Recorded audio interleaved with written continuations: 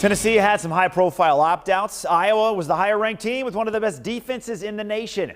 But you gotta score points. A beautiful day in Orlando. The stage was set. Here come the Hawkeyes in front of nearly 44,000 fans, many wearing black and gold. You had Ched Z, the Cheez-It mascot, with the shades, flipping the coin. Brian Ferentz trying to go out with a win in his final game as offensive coordinator for his dad, Kirk. Would not be a good one. Iowa wastes a nice early drive in the first quarter with this. Deacon Hill picked off in the end zone by Andre Turrentine. They get nothing. Tennessee was without Joe Milton, the quarterback who opted out, but five-star freshman Nico Iamaleava, his 19-yard touchdown run made it 7-zip. Later in the second, he did it again with his legs.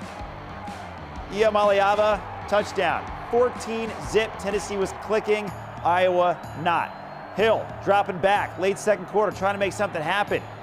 Nico Ragaini zigged when he should have zagged, or something like that. Only 7 completions in the game for Deacon Hill. 14-0 at the half. Third quarter still 14-0, and that does not help.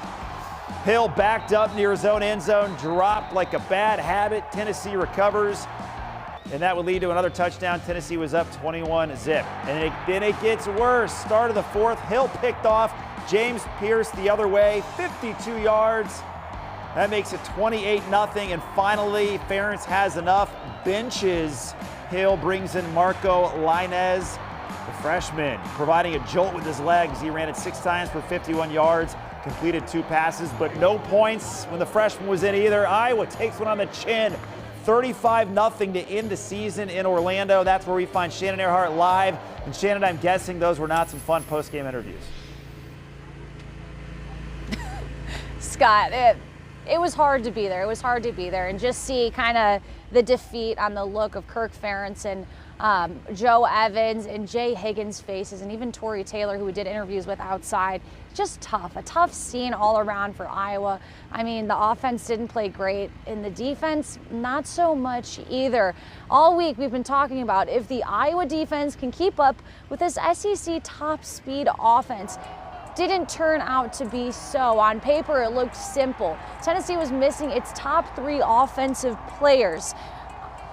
Iowa's D-line did sack 5-star quarterback Nico Iamaleava 6 times, tallied 67 tackles, but his awareness to scramble in the pocket created opportunity for explosive plays.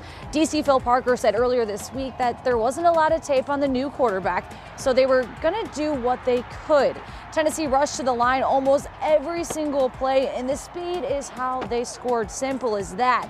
About halfway through the fourth quarter, I was walking along the sidelines and saw the defensive side of the bench packed with players. Really, that's the only time I've ever seen their bench that loaded.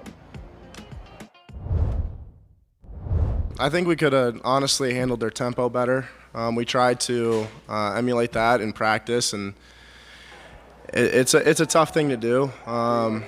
You know, when they're getting a playoff every 10 seconds, every 15 seconds. They came out and they ran exactly what we thought they would run, but they were really good at it. You know, we came up short a little bit, just a couple of long drives, gave up 14 early in the game, and you know, just climbing back from 14, that's already a hard task there.